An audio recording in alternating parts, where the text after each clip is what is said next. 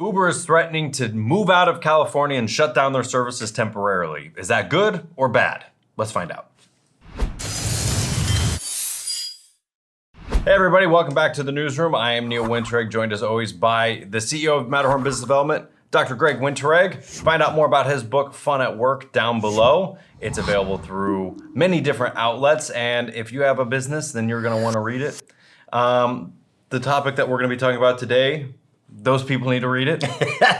Because we're going to talk about business. Yeah, we're going to talk about business. Now, before I start this video, I have to clarify for the probably 470,000th time, something around this. You're counting. We're talking about Uber and Lyft. We're talking about rideshare. I do not agree with their business principles. I do not agree that they take 50% of a driver's pay, okay? I do not agree that they cannot turn a profit.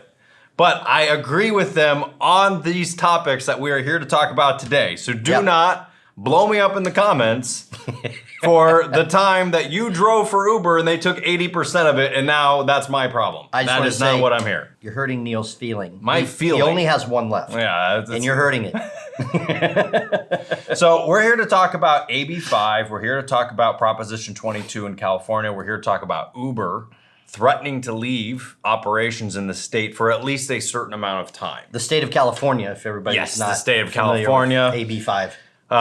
That is the bill that reclassifies independent contractors in the state to no longer be allowed to be independent contractors and now have to be considered full-time employees, which means Uber and Lyft and all these gig jobs are no longer allowed to be done by anybody doing it as a gig, and it has to be considered a full-time job, meaning if you're gonna drive for Uber, you have to be an employee and you have to get benefits, which really means taxes to the state because they're broke. And it's basically forcing these companies to no longer be able to have drivers. And so Uber is saying, you know what?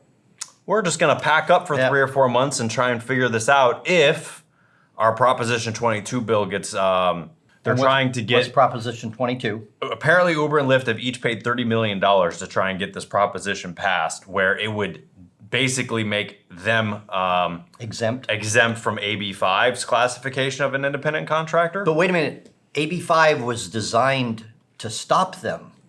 Supposedly, yes. Yes. So were the politicians concerned about the Uber and Lyft drivers, or did they have another agenda? I think they might have had another agenda. No, you don't say. Here's what's crazy about this bill. And again, for all of you people that are gonna blow me up in the comments, you have been lied to about why Uber and Lyft are bad companies, because from 2 separate independent surveys of California-based Uber and Lyft drivers, the people who actually drive the cars, one of them found that 71% like being classified an independent contractor, and another one found that 80% like being an independent contractor. So guess what, Dad? That's a majority, isn't it? It's almost like 20% of the population are pricks no matter what. So basically, I think 20%. Neil's feeling is showing. Yes, 20% of the Uber and Lyft drivers have decided that Uber and Lyft are bad. And then the politicians made everybody believe that Uber and Lyft were bad, except for the actual people working for them, so that they could tax them and now drive them out of the state. Yeah. That's genius. Brilliant. Brilliant. Yeah. We won't get started on politicians and entrepreneurs. No, it's stupid because ridiculous. The more you control and regulate the employers of industries, then the harder you make it for them to do their jobs, then they're just gonna go somewhere else. Right. And you know what? Uber should. They have take lost. their app and go home. They can take their app and maybe they'll realize that California's Silicon Valley isn't so hot after all. Right. But the point is that Uber has lost, I think, like $1.8 billion or something like that since the pandemic started. Right. Okay. So getting out of California is not going to cost them any money. Shutting down operations there will probably save them money. Yeah. At this point. Then they'll only lose 1.4 billion. That's for them. That's like turning a profit for the first time ever, right? So I think that's a good thing, actually. Now, there was one article I found on CNBC, which I just want to talk about really quickly. they're talking about whether this is going to be good or bad for Uber. Okay. On the other hand, Californians who are already fed up with corporate tactics and have a newfound appreciation for workers laboring through the pandemic may decide Uber and Lyft should just follow the law as written. Riders and drivers could direct their anger toward the companies if they view them as abandoning the state in the midst of crisis. Now, what I want to point out to the person who wrote this article, it says Californians who are already fed up with corporate tactics. Isn't it interesting how the employees, if you want to call them employees, don't mind the corporate tactics of their employer? It's you that has a problem with it. And so as a result, every independent contractor in California is no longer able to work and make money. What people are forgetting is that an Uber and a Lyft employee take their personal cell phone, they open the app, they put it in a holder, and they raise their hand and they say, I want to work today. This is a voluntary gig economy. And not even I want to work today, it's I want to work right now. Yeah, I want to work for the next 30 minutes. I want to work for the next 2.5 hours. I want to work this shift. I want to sleep in today and then I'm going to work later. These people are voluntarily setting their own schedule. That's what makes them independent contractors. And so for those who are singing the blues, let's just take a look at who you're singing the blues for. You're singing the blues for 20% of the drivers.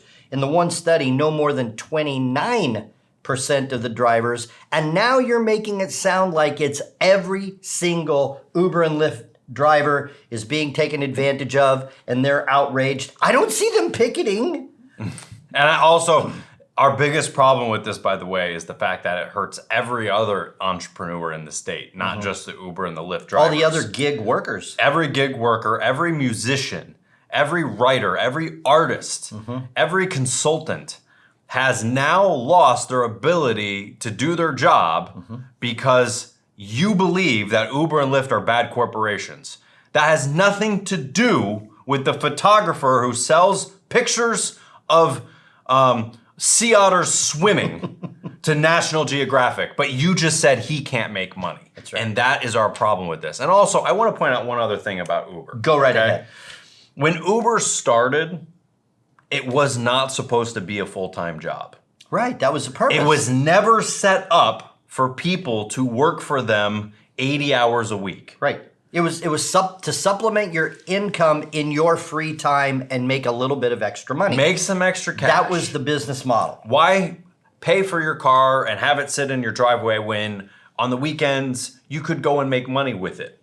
That was the entire point. The problem is that people just decided, I'm going to do this full time. And guess what? The business model doesn't work for a driver if they're trying to do it full time. Again, I don't think that's Uber's problem. You decided, I'm going to work 120 hours this week. And so you did. I feel like I could keep going on and on. So again, I think we beat this horse dead. I don't agree with Uber and Lyft as being amazing companies. We have made more fun of them on this channel than anything, including Yelp. That's right. Although that might have just put Yelp up in front. But the point is that what they're doing right here is actually correct because you should not be able to force them and their employees into a business model that they don't want. They do not want to be called employees, the people who work for them. And they should not be considered employees. So this is our problem with this bill. It is not Uber and Lyft. It is the politicians, it is the people that believe that Uber and Lyft are so bad we should hurt them by harming every entrepreneur in the state. And that's really our problem with what's going on here. So we do these videos. Well, we do these videos because other people in other states laugh and go, look at how stupid California is. Well, guess what? Your state's next. A lot of states are adopting the same type of wording, and I've even done a video on the National PRO Act, which is trying to institute something similar on a national level, which the current administration does not want. But if there is a change in November, then you better be sure in February that bill is going to be passed. Hang on. Yep, so hang on. That's all we have to say here today. I hope you learned something new. If you made it to the end of this video, please hit the like button, subscribe, and we'll see you next week on the Newsroom.